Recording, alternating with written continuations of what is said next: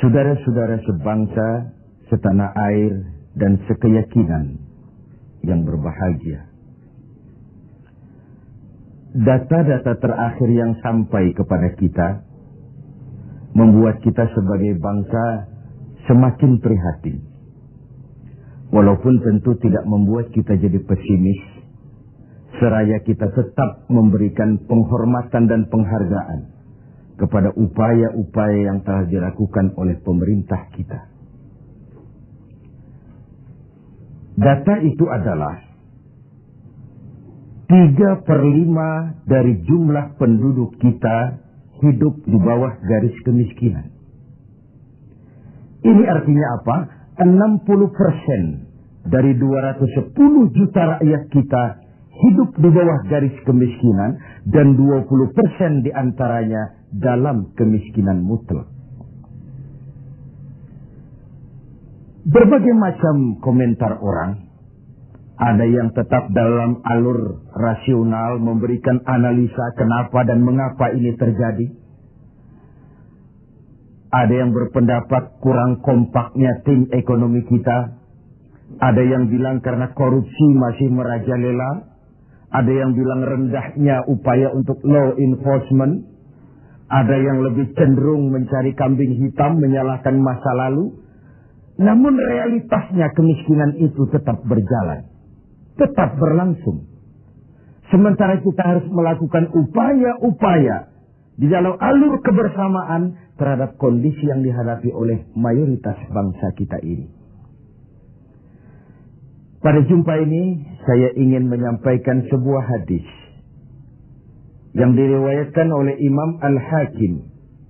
Rasulullah sallallahu alaihi wasallam bersabda, "Arba'un man kunna fihi nasyarallahu rahmatuh wa adkhalahu jannatuh."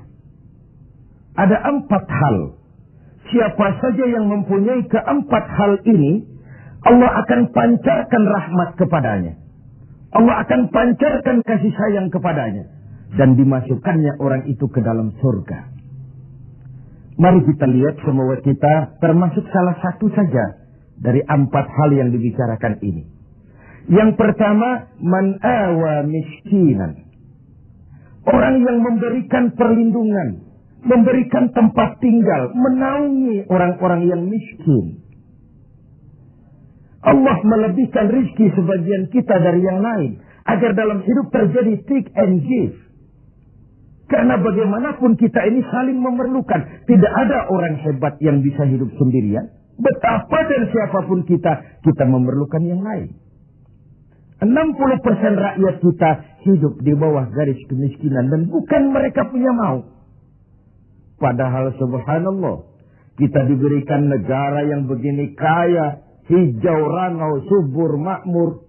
Bumi kita mengandung gas, batu bara, minyak, laut kita kaya, hutan kita kaya. Negara kita kaya dan penduduk kita miskin. What's wrong? Tapi pertanyaan ini bisa mengundang berbagai macam polemik. Oleh karena itu, saya ingin mengetuk hati kita semua.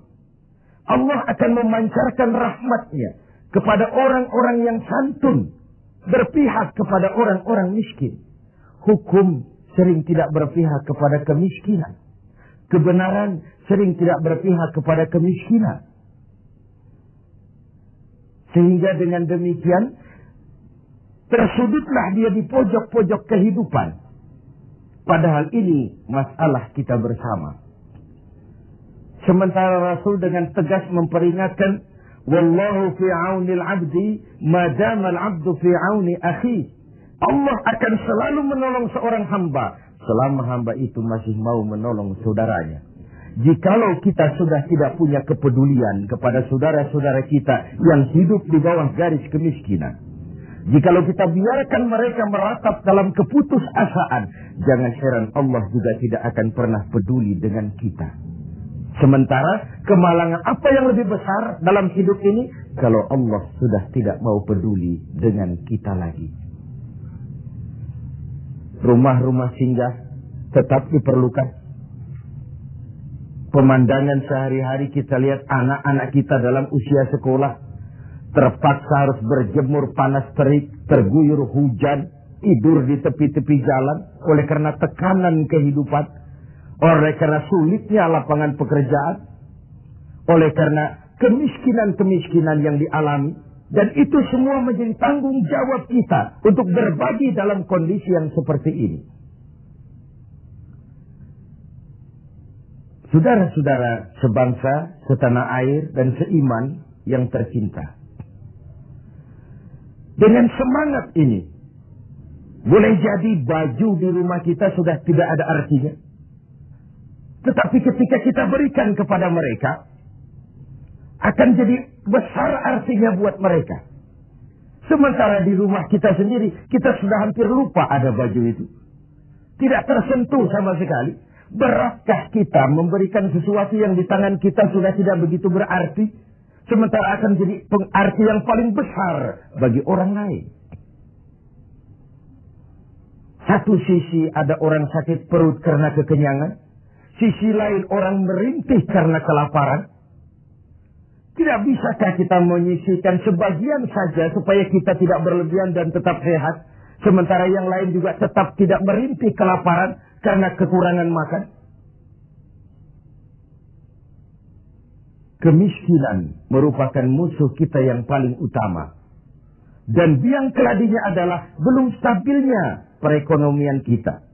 Penyebabnya bisa bermacam-macam. Karena kurang kompaknya tim ekonomi kita, iya.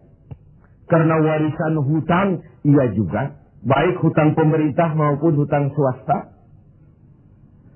Karena orang-orang para pemimpin kita belum mampu melakukan terobosan-terobosan ekonomi yang menggembirakan, iya juga. Tapi rakyat kita sesungguhnya, kita lihat. Di lintasan pintu kereta, itu kadang-kadang penjaga pintu juga, kereta masih di mana-mana, pintu sudah ditutup. Panjang sekali antrian itu. Terbes sopir-sopir keringetan. Setengah jam nunggu kereta mau lewat. Ketika lewat keretanya memang 11 gerbong. Panjang sekali. Si sopir truk, si sopir bus, si kenek yang keringatan itu. Pantas saja lama kita menunggu sampai keringetan. Keretanya yang lewat panjang betul. Ada kepuasan batin. Sebaliknya bayangkan. Sudah setengah jam nunggu keringetan, kepanasan, haus mencekik leher. Antrian mobil panjang di lintasan pintu kereta. Begitu lewat, yang lewat ini cuma lokomotif. Nyumpah-nyumpah kenek-kenek sopir sialan. Dikira apa setengah jam kita nunggu cuma begitu yang mau lewat. Ini artinya apa? Secara psikologis, rakyat kita ini mau menunggu. Rakyat kita ini mau berkorban. Rakyat kita ini mau memberikan apa yang mereka bisa. Untuk sesuatu yang besar. Untuk sesuatu yang monumental. Untuk sesuatu yang bisa merubah keadaan mereka. Jangan biarkan rakyat kita menunggu dengan kecewa. Karena begitu lama menunggu yang lewat cuma lokomotif. Cuma kepala kereta yang lewat. Mereka merasa penantian setengah jam sia-sia. Pengorbanan peras keringat. Haus mencekik leher. Jadi konyol ketika yang lewat cuma sebuah lokomotif. Begitulah. Kadang kita masih terkontaminasi oleh pola lama. Sebagian dari pemimpin kita masih memandang bahwa jabatan itu fasilitas dan kekuasaan. Lebih celaka lagi bahwa jabatan adalah jalan pintas untuk menuju kaya. Merasa giliran. Kemarin kan giliran kamu, sekarang giliran saya. Sepanjang jabatan masih dianggap sebagai fasilitas dan kekuasaan. Apalagi jalan pintas untuk menuju kaya, itu rampok. Negara sedang sakit. Ini musim kerja bakti. Pesta sudah selesai. Ini saatnya kita cuci piring. Kita, dalam artian seluruh komponen bangsa. Ya birokratnya, ya teknokratnya, ya ekonomnya, ya agamawannya, ya politisinya. Semua kita. Ini merupakan tanggung jawab kita secara bersama-sama. Man awa miskinan. Orang yang santun kepada orang-orang yang miskin. Memberikan tempat bernaung, tempat tinggal. mendidik, memberikan kesempatan pendidikan kepada anak-anak mereka. Sehingga anak-anak itu, yang juga anak-anak kita, punya hak menatap hari esok dengan pasti. Punya hak menggantungkan harapan dan cita-cita. Seperti juga anak-anak lain punya harapan dan punya cita-cita. Marilah kita semua menyadari, hidup ini sebuah putaran menunggu giliran. Dan jabatan adalah amanah. Sementara menyia-nyiakan amanah adalah khianat. Lebih jauh dari itu, agama mengajarkan apapun yang kita miliki dalam hidup ini sebuah titipan. Harta, titipan. Jabatan, titipan. Ilmu pengetahuan, titipan. Kalau titipan harus disikapi dengan dua. Pertama, titipan harus dijaga baik-baik. Masa ada orang datang ke rumah saya, Pak, saya titip mobil sebentar. Oh, silakan. Saat mobil diambil, kacanya pecah, bempernya penyok, rebannya kempes, knalpotnya hilang, marah yang punya. Saya cuma titip, kenapa tidak dijaga baik-baik? Begitulah Allah menitipkan jabatan kepada kita. Saat nanti diambil jabatan itu berlumur korupsi, berlumur kezaliman, tipu daya, trik, rekayasa. Tentu marah yang menitip ini. Kau harus bertanggung jawab. Ini kan titipan. Kenapa tidak dijaga baik-baik? Harta titipan. Malahan, kalau saudara diberikan ilmu, pertanyaan akhirat cuma satu. Ilmumu kau amalkan untuk apa? Diberikan kita usia yang panjang, pertanyaan akhirat juga cuma satu. Usiamu kau habiskan di mana? Tapi diberikan kita harta, pengadilan akhirat akan bertanya dua. Hartamu kau dapat dari mana? Kau belanjakan kemana? Depan dan belakangnya ditanya, dari mana dan kemananya. Itu sebabnya Rasulullah berpesan, hasibu anfusakum qabla an tuhasabu. Hitung dirimu sebelum Allah yang menghitungnya. Dengan bahasa sekarang, kalau malam-malam ada baiknya kita putar film hidup kita ini. Sejak akil balik sampai sekarang, lihat adegan-adegan yang pernah kita lakukan. Oh, tanggal sekian, bulan tahun sekian, saya nyolong, saya korup. Tanggal sekian, bulan sekian, saya nempeleng orang tanpa alasan yang benar. Putar film itu. Apa target dari semuanya? Kalau ada adegan yang tidak pantas, sekarang ini kita masih bisa melakukan sensor. Taubat maksudnya, pemutihan. Ada suara yang kurang jelas, masih bisa dubbing. Ada alur cerita yang kurang utuh, masih bisa editing. Proses sensor, proses editing, proses dubbing masih dimungkinkan sekarang. Sekarang, di dunia ini. Kalau nanti di padang mahsyar, Allah yang memutar film kehidupan kita. Tidak akan ada waktu lagi untuk sensor, dubbing, editing. Yang ada tinggal pertanggungan jawab. Dan hari itu seperti sering kita baca dalam surah Yasin. Al-yawma nakhtimu ala afwahihim. Wa tukallimuna aydihim. Wa tashhadu arjuluhum bima kanu yaksibun. Mulut mereka kami gembok. Tangan mereka akan laporan. Dan kaki mereka akan memberikan kesaksian terhadap apa saja yang telah mereka lakukan. Jabatan adalah titipan. Dia harus dijaga baik-baik. Yang kedua, kalau titipan tidak boleh membuat orang arogan, sombong. Dititipi, sekadar dititipi kok sombong. Apa alasannya? Orang titip mobil ke rumah saya, yang punya mobil pergi, saya petatang-peteteng, membangga-banggakan. Ini mobil hebat, ini mobil mutakhir, ini mobil canggih. Mobil orang titip. Begitulah kita. Ini jabatan, titipan. Kenapa harus sombong? Ini harta, titipan. Kenapa mesti sombong? Ini ilmu pengetahuan, titipan. Kenapa harus sombong? Titipan tidak perlu membuat kita jadi arogan. Bahkan kalau dia jabatan itu top. Kata orang Belanda, legend is louden. Memimpin adalah jalan menderita. Pemimpin adalah orang yang kesepian. Di dunia diikat dengan berbagai macam aturan, di akhirat akan dibuka perkaranya yang besar-besar. Kesepian karena pada dasarnya pemimpin mengorbankan privasinya, bahkan keluarganya. Seorang presiden, seorang wakil presiden tidak punya anak, tidak punya ibu, tidak punya bapak, tidak punya paman. Yang punya paman itu pribadinya. Kalau presiden punya anak, lalu anak-anaknya jadi warga negara kelas 1, ikut-ikut ngurus negara, kan ini penyakit kita. Biarkan pemimpin sebagai pemimpin. Karena memimpin adalah jalan menderita. Dan pemimpin pada umumnya orang-orang yang kesepian. Ini musim kerja bakti. Hanya dengan semangat kebersamaan, ke atas saya mengingatkan, ke bawah saya mengimbau. Mari kita berbagi rasa dengan saudara-saudara kita yang hidup di bawah garis kemiskinan. Karena bukan saja ini tanggung jawab nasional, tapi juga tanggung jawab keagamaan. Seorang muslim baru sempurna imannya jikalau dia merasakan apa yang dirasakan oleh tetangga sebelahnya. Bahkan tidak sempurna iman kamu jikalau kau tidur dalam perut kenyang sementara tetanggamu merintih kelaparan. Belum sempurna imanmu. Begitu kepekaan Islam sampai iman dijadikan taruhan terhadap perbaikan nasib orang-orang miskin. Bukan sekadar sebuah slogan.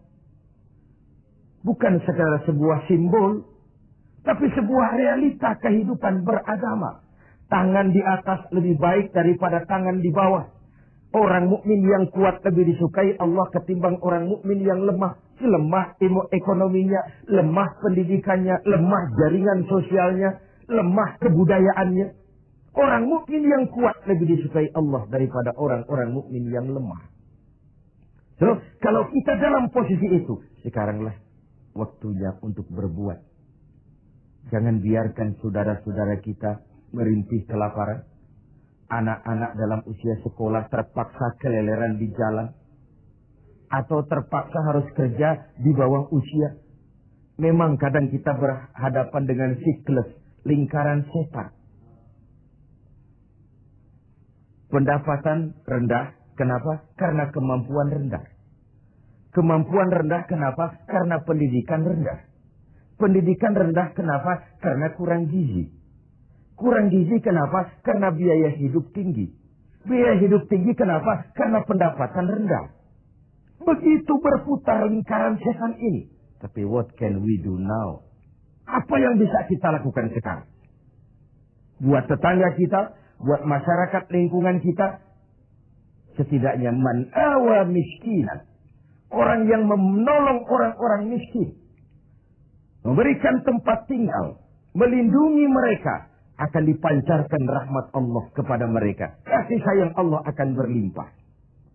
Si miskin mungkin tidak akan bisa membalas. Tapi Allah akan memberikan balasan. Melalui jalan yang tidak pernah kita sangka.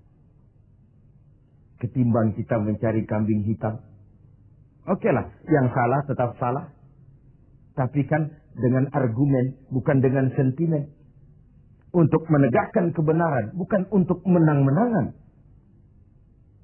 Zaklik, tidak personlik. Menyentuh dan bukan menyinggung. Biarkan hukum tetap tegak. Biarkan penataan ekonomi kita tetap profesional. Sementara kita yang oleh Allah diberikan sedikit kelebihan. Sedikit kemampuan. Mari kita berbagi untuk mengatasi persoalan bangsa yang memang berat ini. Ini yang pertama. Yang kedua, orang yang akan dapat pancaran rahmat dari Allah itu warahimad dha'if. Orang yang punya sifat belas kasih kepada mereka yang lemah. Keberpihakan kepada orang-orang yang tidak berdaya. Tadi saya katakan, kebenaran jarang berpihak kepada si miskin dan si lemah. Hukum sering tidak berpihak kepada si miskin dan si lemah. Tengoklah sekarang. Kalau orang besar punya banyak uang, dapat masalah. Tim pembelanya itu antri. Tim, bukan lagi 1-2 orang, tim. Paling sedikit 3 orang. Tapi ketika si miskin dan si lemah terpuruk di sudut kehidupan, hak-hak asasinya diinjak-injak, siapa yang mau peduli? Masih segar dalam ingatan kita nasib yang menimpa Marsina, Sengkon dan Karta, wartawan Udin, koran Bernas. Itu sekadar yang naik ke permukaan. Entah berapa puluh Marsinah di Republik ini. Entah berapa banyak Sengkon dan Karta di negeri ini. Entah berapa banyak Udin Bernas di bumi tercinta ini. Sehingga orang sering mengeluh. Banyak pengadilan, tapi sulit mencari keadilan. Hukum berpihak kepada yang terkenal, kuasa dan punya uang. Law enforcement tersendat-sendat. Kalau sudah orang beruang, ternama, punya masalah, antri yang bela. Rame-rame kur menyanyikan lagu, maju tak gentar, membela yang bayar. Sementara si lemah, si miskin, terseok-seok mencari keadilan. Merintih ketika hak asasinya diinjak-injak. Dan tidak tersentuh sama sekali. Sebagai refleksi dari itu, jangan heran kalau lalu muncul street justice. Pengadilan jalanan, maling motor, tangkap, bakar. Refleksi dari ketidakpuasan rakyat melihat hukum selama ini. Di mana rakyat menyaksikan dengan mata telanjang kalau orang kecil berbuat salah, hukum cepat-cepat ditegakkan. Kalau yang besar salah, orang diam pura-pura tidak mengerti. Di situ tumbuhnya luka rasa keadilan. Karena hukum begitu berpihak. Di kalangan elit di atas sering terjadi bargaining untuk kepentingan pribadi mereka. Dengan label atas nama rakyat. Mewakili rakyat. Demi rakyat. Untuk rakyat. Rakyat sendiri nggak pernah tahu kalau di atas namakan. Nyaris rakyat kita lebih sering jadi address. Orang numpang alamat. Karena terjadi bargaining position. Untuk saling menutupi aib dan koreng masing-masing. Masing-masing memegang kartu truf. Kamu bongkar, saya bongkar. Kamu ngomong, saya ngomong. Maka upaya menegakkan hukum jadi semakin terseok-seok adanya. Saudara-saudara, sebangsa, setanah air, dan seiman yang tercinta. Keberpihakan kepada orang yang lemah dan tidak berdaya. Bukan karena kita kepengen jadi hero. Tidak. Ini bagian dari ibadah. Bagian dari ibadah. Of course, lebih nikmat berpihak kepada kekuasaan memang. Numpang mujur, ikut nimbrung. Kekuasaan itu gula. Tentu saja banyak semut di sekitarnya. Harta juga manis. Banyak gula di sekelilingnya. Sampai-sampai ada pepatah Arab mengatakan, Innad darahima fil amakini kulliha taksur rijala mahabatan wa jalala. Uang dan kekuasaan itu di mana-mana bikin gagah orang yang memilikinya.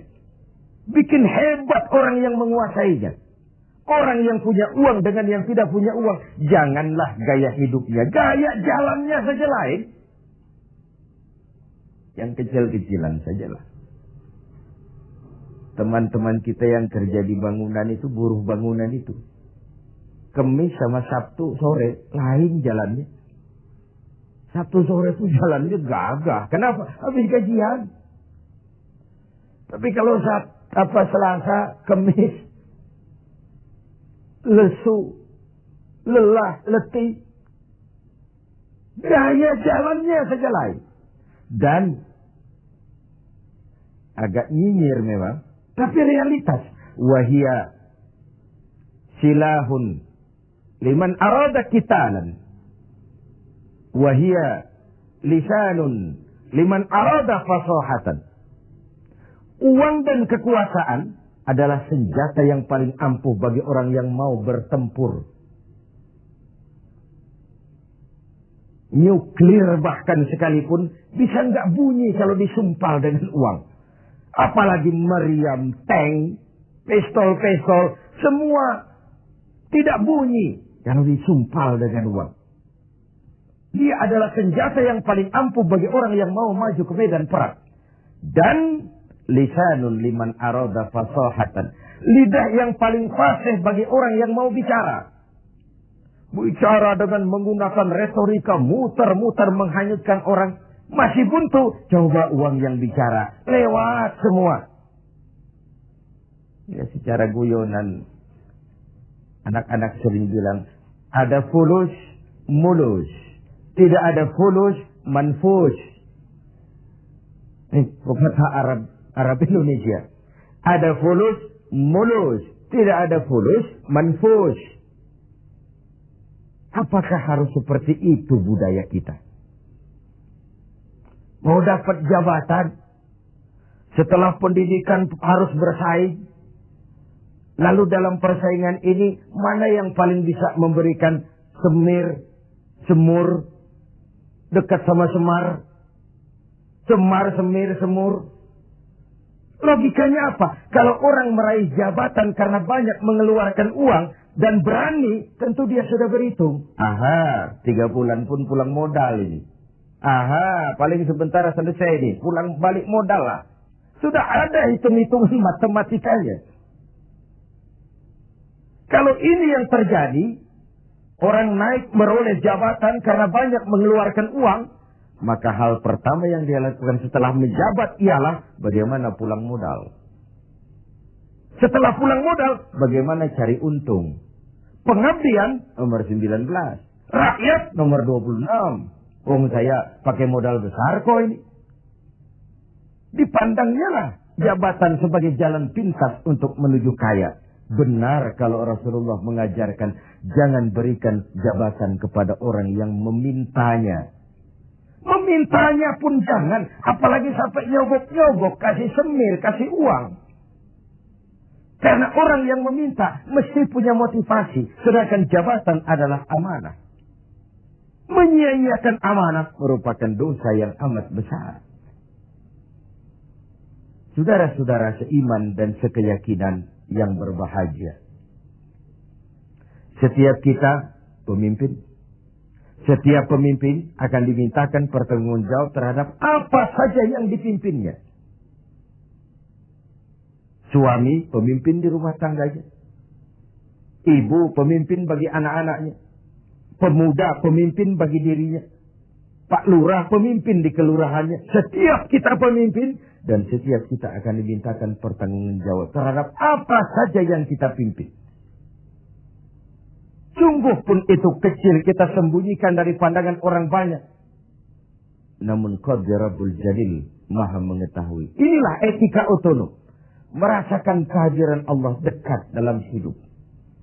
Ada sebuah karikatur.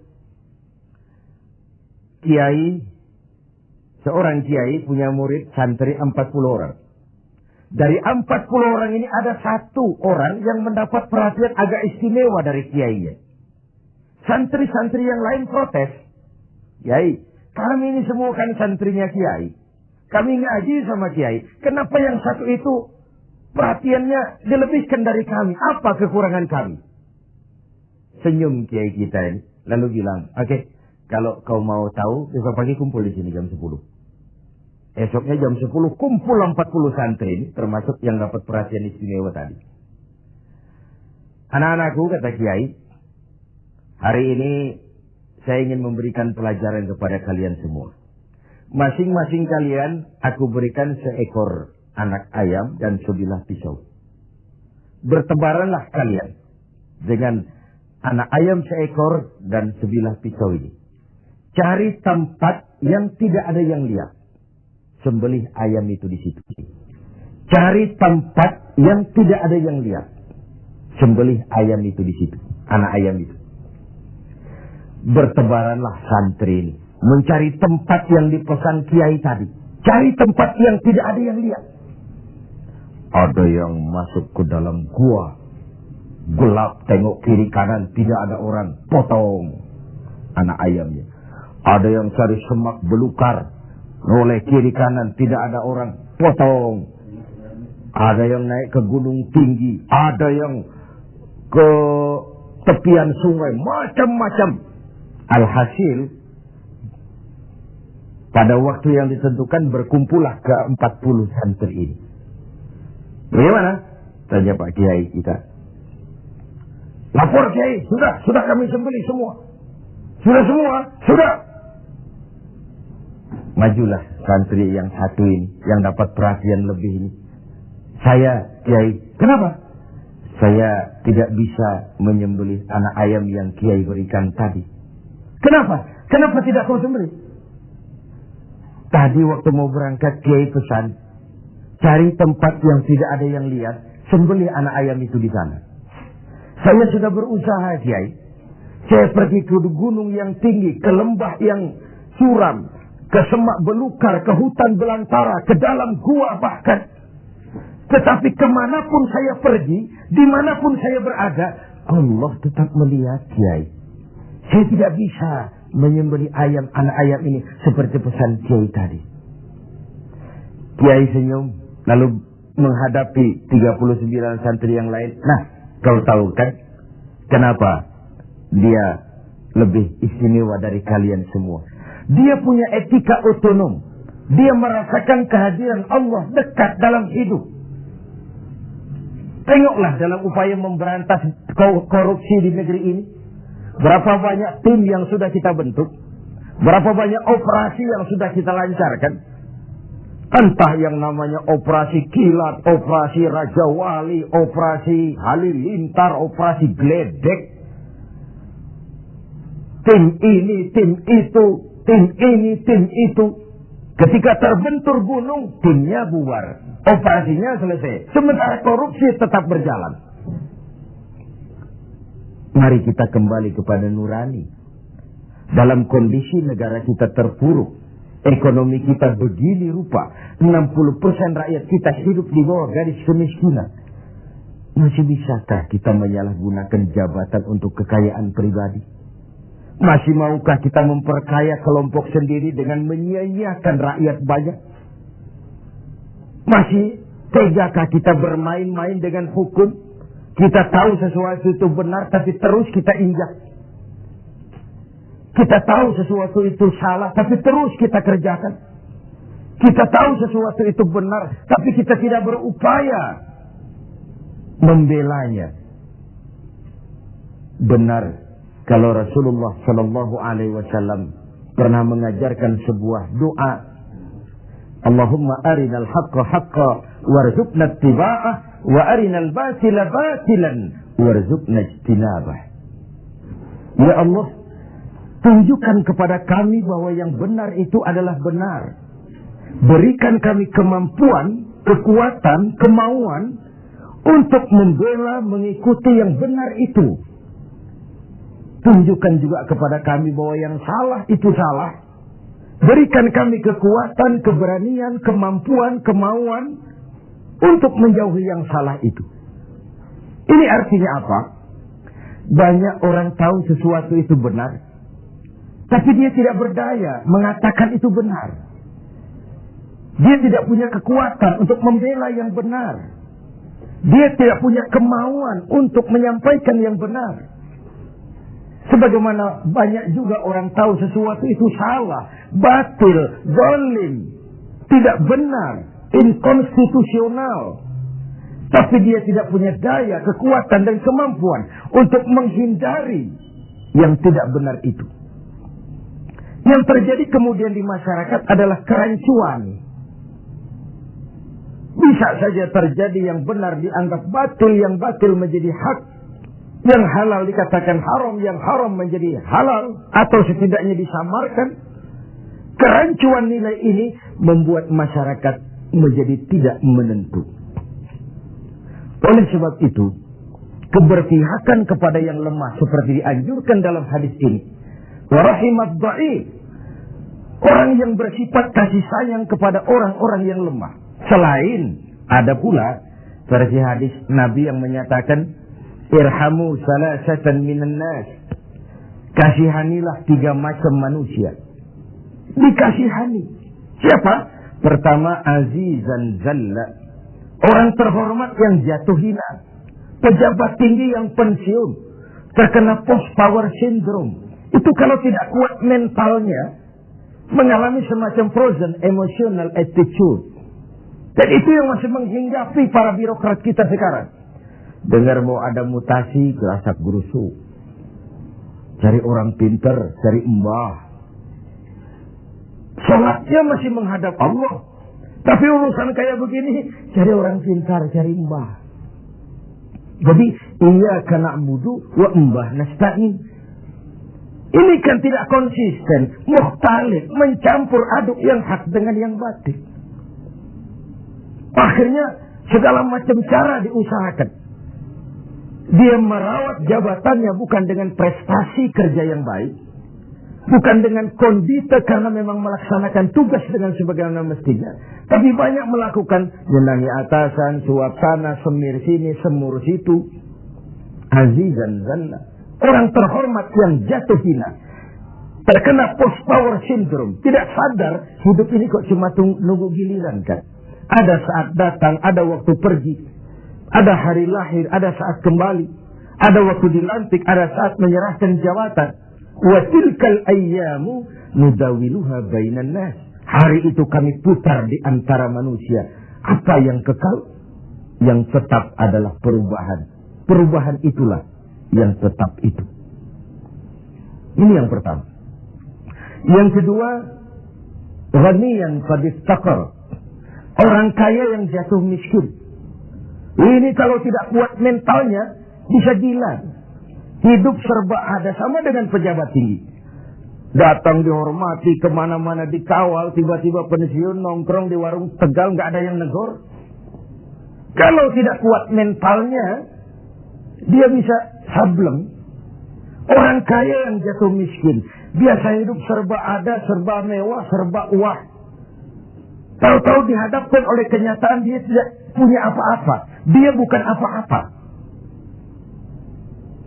Itulah sebabnya kalimat inna lillahi wa inna ilaihi raji'un bukan sebuah ucapan sekadar saat kita menghadapi musibah. Itu kesadaran batin yang paling tinggi dari seorang muslim. Segalanya datang dari Allah, segalanya akan kembali kepada Allah. Kalau satu saat saya harus melepaskan jabatan yang saya senangi, kenapa harus berat? Bukankah ketika terlahir dahulu tidak ada jabatan yang saya bawa? Kalau saya harus melepaskan harta yang saya miliki, kenapa saya harus berat? Bukankah ketika terlahir ke dunia ini tidak sesen pun uang yang saya bawa? Inna lillah, segalanya dari Allah, segalanya akan kembali juga kepada Allah. Kesadaran moral yang paling tinggi, segalanya dari Allah, segalanya akan kembali kepada Allah. Lalu orang ketiga yang perlu dikasihani kata Nabi, faqihan yal'abu bihil juhal. Ahli fikih, ahli hukum, ngerti syariat, tapi dipermainkan oleh orang bodoh yang kebetulan punya uang dan kekuasaan. Dan uang serta kekuasaan itulah yang jadi sponsor. Tolong carikan dalil supaya ini kelihatannya halal. Paling tidak haram-haram dikit lah. Sibuklah si ahli fikih buka kitab, carikan dalil untuk menghalalkan yang haram itu. Tolong carikan alasan supaya ini boleh.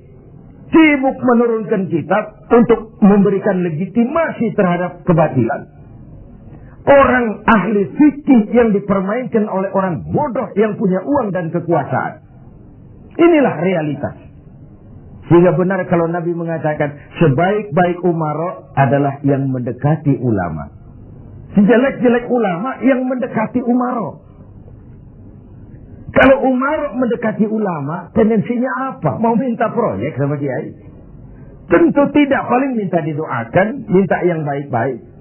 Tapi kalau umara membebek, mendekat, menjilat kepada ulama, menjilat, mendekat, membebek kepada umara, tentu ada something, ada sesuatu. Saudara-saudara yang terhormat, saya kembali kepada masalah 4 hal yang mendatangkan rahmat Allah tadi, yaitu yang kedua rahimad dhaif, Orang yang bersifat belas kasih kepada orang-orang yang lemah. Keberpihakan kepada rakyat. Ini yang diperlukan sekarang. Ini akan menumbuhkan trust, kepercayaan. Kita bicara soal kesulitan ekonomi. Ini kan masalah yang sudah mendunia. Bukan cuma Indonesia. Tapi tetangga-tetangga kita sudah hampir sembuh semua. Malaysia sudah sembuh. Thailand sudah sembuh. Filipina sembuh. Bahkan Korea lebih menakjubkan. Bukan saja sembuh, tapi dia sudah tidak punya sangkut paut lagi dengan negara donornya, IMF. Sudah diselesaikan hutangnya. Apa yang dilakukan Korea? Membangun semangat kebersamaan. Rakyatnya mengumpulkan emas sekian ton. Pemerintah mengeluarkan obligasi. Kok mau rakyat mengumpulkan emas? Itu tadi. Masih ingat? Sopir truk, sopir bus, kenek-kenek nunggu setengah jam di lintasan pintu kereta. Kalau lokomotifnya yang panjang lewat, ada kepuasan batin. Pas, rakyat percaya kepada pemimpinnya. Ini yang perlu ditumbuh kembangkan. Sehingga terkumpullah emas sekian ton. Lalu Korea menghidupkan yang namanya home industry. Tulang punggung perekonomiannya tetap koperasi yang bersifat kerakyatan. Dan dia berhasil bangkit dari kesulitan ekonomi. Rasa kepercayaan itu penting. Karena rakyat merasa pemimpinnya adalah bagian dari mereka. Ini yang Rasulullah saja dituntun oleh Al-Quran. Qul innama ana basyarum mislukum. Katakan kepada mereka Muhammad, aku manusia seperti kau. Seperti kalian semua. Apa artinya ini? Jangan menempatkan dirimu di atas yang lain. Jangan pemimpin mendatangi rakyat sebagai sosok penguasa. Sebagai sosok malaikat. Sebagai sosok sinterklas. Datanglah kepada rakyat sebagai bagian daripada rakyat itu sendiri. Saya tertarik dengan ungkapan Presiden Republik Rakyat Cina pada saat dilantik. Apa katanya? Berikan kepada saya 100 peti mati. Yang 99 akan saya gunakan untuk koruptor di negeri ini. Yang 1 akan saya pakai sendiri kalau kamu lihat saya tidak benar. Sebuah ungkapan yang menampilkan kesungguhan dan keteladanan. Siapkan 100 peti mati. Yang 99 untuk para koruptor di negeri ini. Yang 1 akan saya pakai sendiri kalau kamu lihat saya tidak benar. Sebuah negeri Cina yang nyaris ateis, komunis, mempunyai landasan moral yang begitu tinggi untuk memberantas korupsi, menciptakan pemerintah yang bersih dan berwibawa. Mengapa kita yang berpancasila, yang sila pertamanya ketuhanan yang Maha Esa, yang kita negara walaupun bukan negara agama tetapi negaranya orang beragama, mengapa kita lalu setengah hati terjebak pada bargaining cuma untuk melembagakan pribadi, kepentingan golongan paling tinggi, tapi tidak menyentuh kepentingan rakyat banyak. Satu hal yang patut kita renungkan. Saudara, kita teruskan kepada hal ketiga yang mendatangkan rahmat dari Allah itu apa? Wa rafiqa bil mamluk.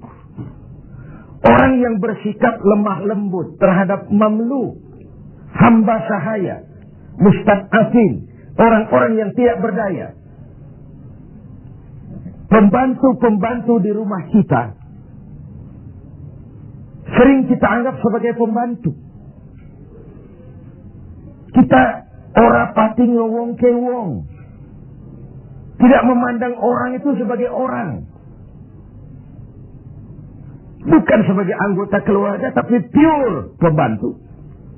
Padahal dicucinya pakaian kita, dimasaknya makanan kita, dijaganya keamanan di rumah kita, di lapnya lantai rumah kita. Tidak dia mengeluh walau gaji kecil, hidup lebih banyak kurangnya daripada cukupnya.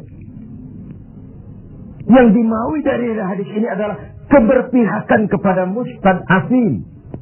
golongan yang lemah, golongan yang tidak berdaya. Kita bisa bayangkan, hanya 2% saja dari jumlah penduduk Indonesia yang hidup dalam gaya yang begitu luar biasa, menikmati segala macam fasilitas. 98%-nya bergantung kepada yang 2% ini. Mereka yang owner, mereka yang menguasai uang, mereka yang terjebak dalam kredit yang triliunan. Bayangkan saja, ketika aset kita diberitakan 600 miliar di PPPN, tapi kemudian real cost yang sesungguhnya cuma 160 miliar. Terjadi 340 miliar yang di-markup sedemikian rupa. Begitu mudah orang mendapat fasilitas. Dengan semangat nasionalisme yang hampir tidak ada sama sekali.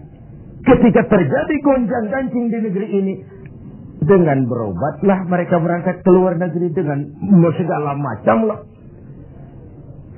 Lalu, what can we do? Apa yang bisa kita lakukan dalam kondisi seperti ini? Diperlukan tekad dan keteladanan. Tekad dari kita semua. Betapa seorang presiden Cina yang notabene adalah komunis punya ungkapan moral yang begitu tinggi ketika dia dilantik menjadi presiden. Saya ulangi lagi ungkapan ini karena memang menarik. Berikan aku 100 peti mati. Yang 99 akan aku gunakan buat koruptor. Yang 1 aku pakai sendiri. Kalau kau lihat aku tidak benar. Ini kan senapas benar dengan pidato pelantikan Abu Bakar As-Siddiq, Umar Ibn Al-Khattab. Kalau kau lihat aku benar, bantulah aku. Kalau kau lihat aku salah, tegurlah aku. Abu Bakar dengan tawadunya mengatakan, Inni wallitu alaikum, walastu bi khairikum. Aku telah dipilih untuk memimpin kalian, padahal aku bukan orang yang terbaik di antara kalian. Kalau kau lihat aku benar, bantulah. Kalau kau lihat aku salah, tegur. Dan Sayyidina Umar dengan jujur juga menjawab, aku akan menegurmu dengan pedangku. Artinya apa? Jangan main-main dengan jabatan. Jangan main-main dengan jadi pemimpin. Sekedar kepengen dihormati, sekedar kepengen hidup dengan segala macam fasilitas yang serba wah. Kemana-mana dikawal orang, dihormati. Cuma sebatas itu. Lalu tidak punya konsep ke depan membawa rakyat keluar dari kesulitan. Saudara-saudara sebangsa, setanah air dan seiman yang berbahagia. Warafiqah bil mamluk.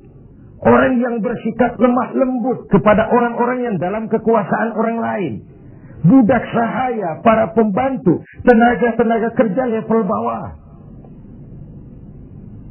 Kita bersyukur kalau kita ke Korea, kita ke Hong Kong, tenaga-tenaga kerja kita masih memasuki pasaran menengah. Tapi di beberapa negara lain yang kita kirim tenaga kerja lapangan ke bawah, itu kan potret dari SDM kita yang saya katakan berbentuk lingkaran setan, siklus. Bagaimana kita berharap mendapat pendapatan yang tinggi kalau prestasi kerja kita rendah?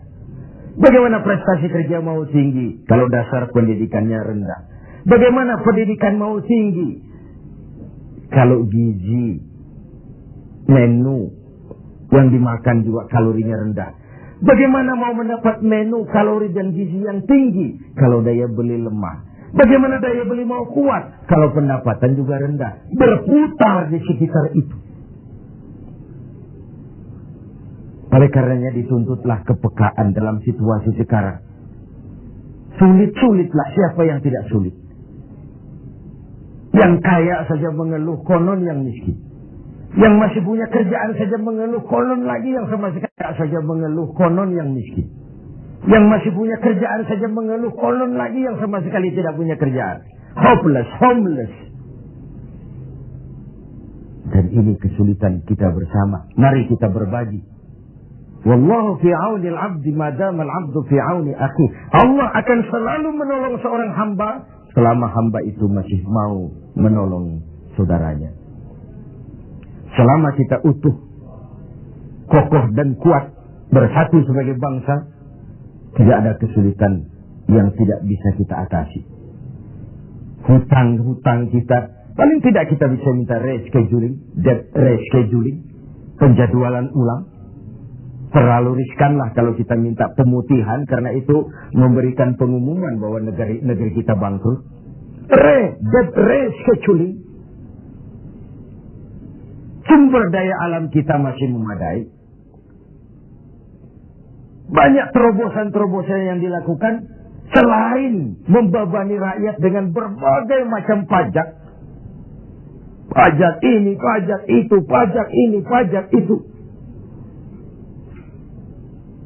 Tidak adakah satu upaya selain meningkatkan pajak dengan tambahan hutang dari luar negeri untuk memperbaiki ekonomi ini? Let's be ourselves. Mari kita jadi diri kita. Selama ini kita gagal barangkali sebagai bangsa oleh karena kita tidak mau menjadi diri kita. Negara kita negara agraris, tapi teknologi kita berorientasi kepada high tech. High tech itu artinya high cost, tetapi sekaligus high risk. Yang kita perlukan teknologi yang mengarah kepada agro. Sebuah karikatur sederhana. Tingkat kesuburan yang paling tinggi di negeri kita adalah di Pulau Jawa. Humus kesuburannya itu sampai 15 meter ke bawah. Sedangkan di luar Jawa rata-rata 15 cm tingkat kesuburannya. Wajar kalau lalu ada lahan berpindah, ladang berpindah. Karena tingkat humus kesuburannya cuma 15 cm dari permukaan. Apa yang kemudian terjadi? Tanah-tanah yang subur di Jawa ini ditanami gedung, ditanami beton. Untuk kepentingan high-tech. Lalu sawah kita buatlah di Kalimantan Tengah. Lahan 1 juta hektar. Tanahnya gambut. Proyek gagal total. Triliunan uang menguap. Entah yang di-markup, entah yang disalah alirkan, habislah akhirnya uang setan dimakan jin. Let's be ourselves. Mari kita jadi diri kita. Sebab hanya orang yang tahu benar dirinya, dia akan bisa menempatkan diri. Tetapi pada saat kita sudah tidak tahu siapa kita, apalagi kita mau jadi orang lain, maka kita tidak akan pernah jadi apa-apa. Jangan di bawah bayang-bayang orang lain. Karena bagaimanapun negara donor mau memberikan bantuan karena kepentingan. Apalagi jangan mau jadi orang lain. Jadilah diri kita, itu yang sejatinya. Semangat gotong royong, kebersamaan, kepedulian sebagai budaya yang dimiliki orang-orang tua kita nyaris tercabut dari kehidupan kita. Terjebak euforia, tiba-tiba saja atas nama kebebasan, atas nama demokrasi, kita seakan tercabut dari akar budaya kita. Kita yang santun jadi beringas, kita yang rukun jadi saling mencurigai, kita yang toleran tiba-tiba bermusuhan. What's wrong? Apa sih sebenarnya? Siapa melawan siapa? Siapa nyurigai siapa? Siapa membunuh siapa? Kita anak-anak bangsa satu tubuh yang lahir dari rahim Ibu Pertiwi. Pada layaknya menghadapi kesulitan-kesulitan seperti ini, kita bahu-membahu. Saya ingat almarhum Panglima Besar Sudirman punya ungkapan, tidak ada kemenangan kalau tidak ada kekuatan. Tidak ada kekuatan kalau tidak ada persatuan dan kesatuan. Tidak mungkin terwujud persatuan dan kesatuan tanpa semangat silaturahmi. Mau menang kita keluar dari kesulitan besar ini, harus kuat. Mau kuat kita, harus bersatu. Mau bersatu kita, hidupkan budaya silaturahmi. Islah kata orang sekarang, rekonsiliasi bahasa kerennya. Tidak hanya pada saat memang ada benih-benih disintegrasi, tapi dalam kondisi yang normal. Silaturahmi dilakukan dalam posisi kita sebagai bagian dari rakyat kita. Rakyat memilih pemimpinnya bukan cuma untuk membuka, meresmikan, berkunjung, meresmikan, membuka, meresmikan, berkunjung. Rakyat memberikan amanah kepada kita untuk mengubah keadaan ini, membawa mereka ke arah kehidupan yang lebih pasti dan lebih baik. Saudara-saudara seiman, hal keempat, terakhir, yang mendatangkan rahmat dari Allah adalah wa anfaqa 'alal walidain. Orang yang membelanjakan hartanya untuk kedua orang tuanya. Pada skala yang makro, bagaimana generasi muda menghormati generasi tuanya. Satu hal yang pasti, orang-orang tua kita pernah muda, dan kita belum pernah tua. Artinya apa? Paling tidak kita bisa menimba pengalaman. Hidup adalah mata rantai yang berkaitan. Sebuah sukses besar mestilah berangkat dari hal-hal sebelumnya. Listrik yang ditemukan Edison, Thomas Alva Edison, mungkin tidak secanggih listrik sekarang. Tapi kapanpun orang bicara listrik, Thomas Edison juga yang kita ingat. Orang-orang tua kita yang telah berjasa membangun negeri ini dengan keringat, air mata, darah, dan nyawa. Hanya bangsa yang besar yang bisa menghargai para pahlawannya. Hanya generasi terhormat yang bisa menghormati orang-orang sebelumnya. Hidup mata rantai yang saling berkaitan. Betapapun hebatnya kita sekarang, kita tetap merupakan produk dari masa lalu. Itu pada skala makro. Pada skala mikronya, menghormati ibu bapak. Tidak ada bahagia bisa ditegakkan tanpa restu keduanya. Dalam hidup kita sering berziarah ke makam-makam yang kita anggap keramat. Tapi sadarkah kita, keramat hidup itu ada di rumah kita. Ibu dan bapak kita. Doanya mustajab, sumpahnya pun manjur. Sehingga Nabi ingatkan, ridallah fi ridal walidain, wa suhtullah fi suhtul walidain.